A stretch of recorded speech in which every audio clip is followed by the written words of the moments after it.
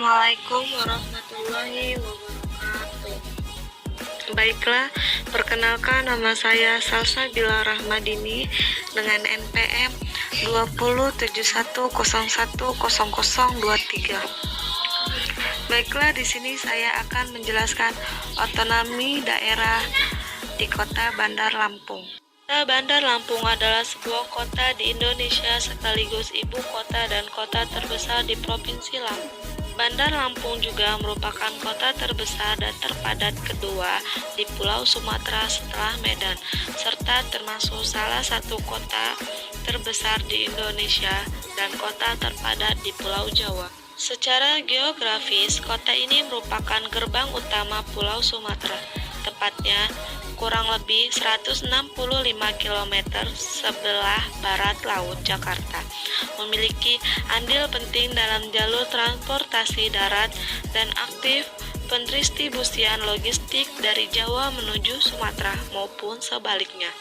Kota Bandar Lampung memiliki luas wilayah daratan yang terbagi ke dalam 20 kecamatan dan 126 kelurahan dengan populasi penduduk 1.015.910 jiwa. Berdasarkan data tahun 2017, saat ini Kota Bandar Lampung merupakan pusat jasa, perdagangan, dan perekonomian di Provinsi Lampung. Dan di Kota Bandar Lampung memiliki pelayanan publik yaitu rumah sakit sebagai Ibu Kota Provinsi Lampung. Kota Bandar Lampung memiliki sarana pelayanan kesehatan yang paling lengkap di provinsi ini. Di daerah Bandar Lampung terdapat jalan tol Trans Sumatera yang dimana pembangunan jalan tol merupakan salah satu bentuk usaha pemerintah dalam memudahkan masyarakat di Indonesia untuk bisa melakukan mobilitas mereka baik dalam hal ekonomi maupun sosial dengan baik dan cepat. Modal yang besar juga membutuhkan tanah untuk mendirikan bangunan tersebut. Saat ini jalan tol merupakan jalur transportasi antara daerah-daerah. Dan penyelenggaraan jalan tol memiliki tujuan untuk meningkatkan efisiensi pelayanan jasa distribusi yang pada akhirnya mampu menunjang peningkatan pertumbuhan ekonomi di suatu daerah.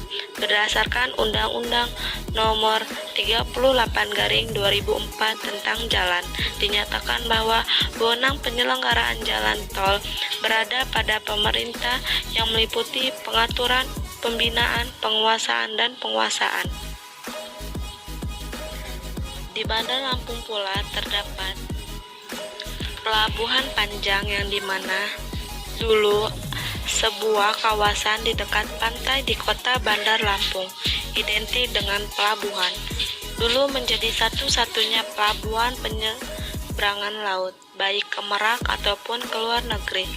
Bahkan bagi calon jemaah haji yang menggunakan kapal laut ke Tanah Suci sebelum maskapai penerbangan sebanyak seperti sekarang.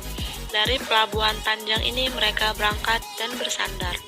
Daerah ini konon awalnya dihuni masyarakat pribumi. Etnis Lampung merupakan mayoritas di sini.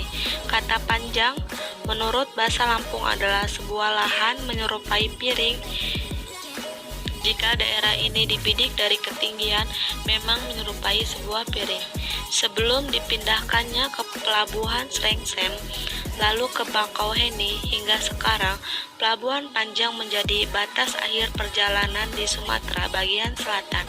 Warga yang hendak menyeberang ke Pulau Jawa mesti berakhir di sini untuk selanjutnya melaju dengan kapal laut dari Pelabuhan Panjang. Dengan pelabuhannya kapal ini menandakan Pelabuhan Panjang siap dijadikan jalur tol laut, rute perdagangan internasional. Wali Kota Bandar Lampung mengakui optimis ekonomi Lampung akan semakin maju dengan adanya pelayanan lintas negara dan berharap produk UMKM dapat diekspor ke luar negeri. Manfaat Pelabuhan Panjang yakni untuk perdagangan internasional. Bandara Raden Intan II Lampung. Perjalanan ke Provinsi Lampung untuk menikmati beragam tempat wisatanya yang eksotis menjadi semakin mudah dengan kehadiran Bandar Udara Raden Intan II. Masyarakat lokal sering menyebutnya sebagai Bandara Beranti karena lokasi bandar udara yang berada di Jalan Beranti Raya di Baranti Raya, Natar, Barat Laut, Bandar Lampung, Kabupaten Lampung Selatan. Nama resmi dari bandara yang berada 28 km dari kota Bandar Lampung ini sendiri mengambil dari nama Sultan terakhir Lampung, yaitu Sultan Raden Intan. Saat ini, bandara melayani penerbangan domestik atau penerbangan antara Bandara Lampung dan kota-kota Indonesia seperti Bandar Lampung ke Jakarta, Soekarno-Hatta, dan lain sebagainya.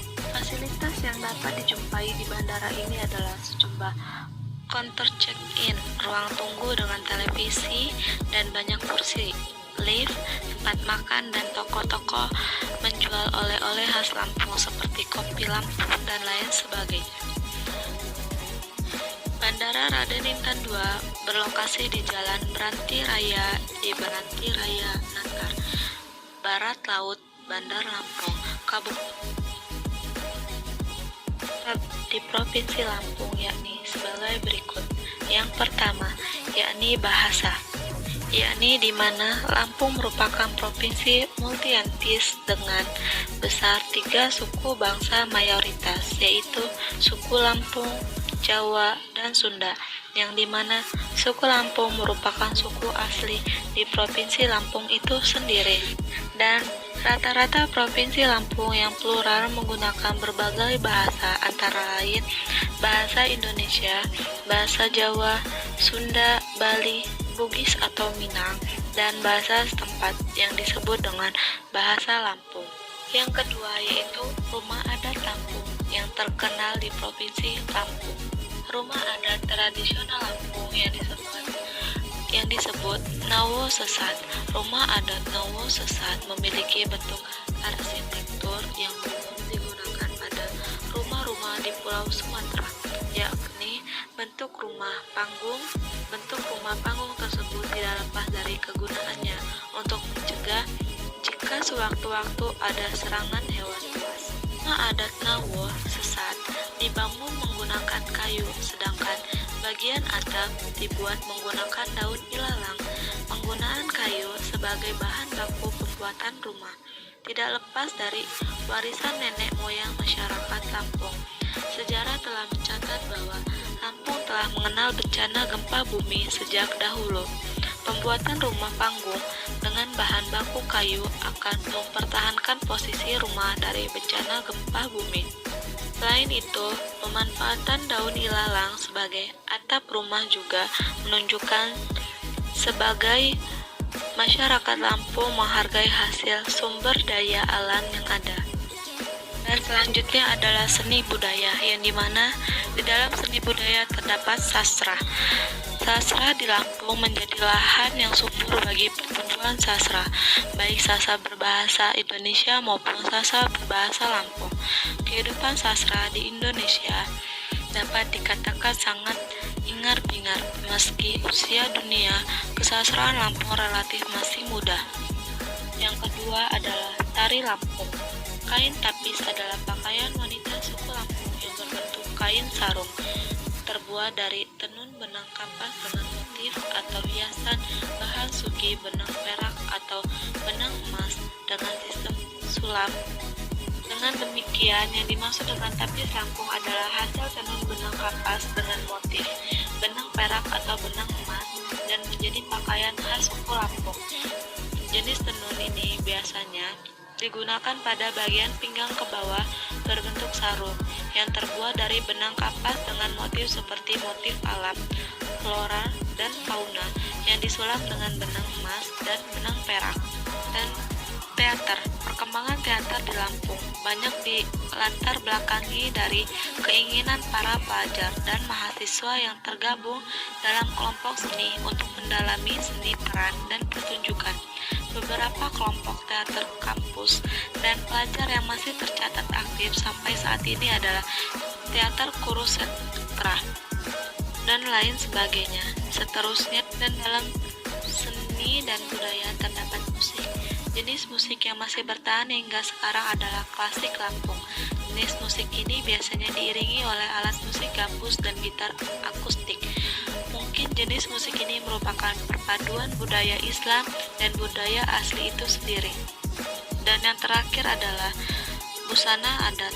Dalam keseharian, laki-laki Lampung yang mengikuti kepalanya dengan ikat, dan jika dipakai dalam kerapatan, ada dipadukan dengan baju teluk belanga dan kain. Lelaki muda Lampung lebih menyukai memakai kepiyah atau ketupa, yaitu tutup kepala berbentuk segi empat berwarna hitam terbuat dari kain tebal. Jadi kesimpulan dari otonomi daerah menurut saya di Kota Bandar Lampung sudah sangat baik, dan saya setuju untuk pemerintahan untuk meneruskan otonomi di daerah Kota Bandar Lampung.